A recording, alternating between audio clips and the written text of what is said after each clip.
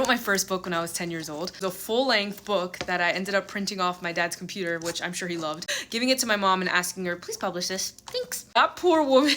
It was pretty dark for a 10-year-old. It was called Leaso. It was spelled L-A-Y-A-S-O. Leaso. And I thought I was the coolest person for coming up with that name. You know what? 10-year-old Joe, that's a really cool name. You should be proud of yourself.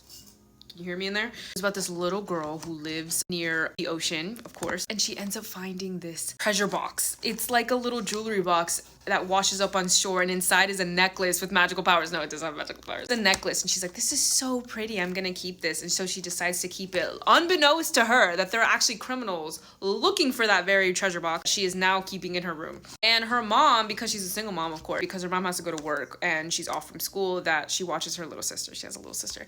And basically becomes a Home Alone situation. The thieves come, they're like, give us our treasure box, give us our necklace. And she's like, no, ew. And so she single-handedly like hides her sister and puts her in a safe spot, and she ends up like having them chase her down. She takes the necklace, and I guess her plan is to like swim out into the middle of the ocean, but first she makes them run around the forest before they're able to snatch her, because these are grown men against a little girl.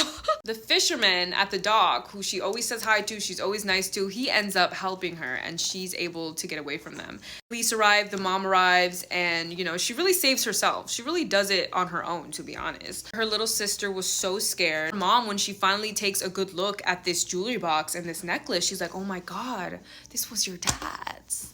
This was your dad's. Oh my god, like the world is so small. And then she gives her some sort of backstory, and that's how the story ends. She's like more connected to her estranged father, I guess. I don't know where her dad is. She does. It's in the story. Leaso was, I think, a year younger than myself. So Leaso would be 26 today.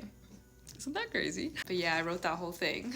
And I wrote it over an entire summer. I kind of promised myself that I'd write one book a year. I kept that promise for the most part. 27-year-old Joe has a book coming out very, very soon. And this is after many years of writing under my belt and an English degree. Just a general love for story. This one is super close to my heart, and maybe in some weird way, Leaso is wrapped up in it. Deep, deep, deep, deep, deep. It's called Mons, and it's coming soon.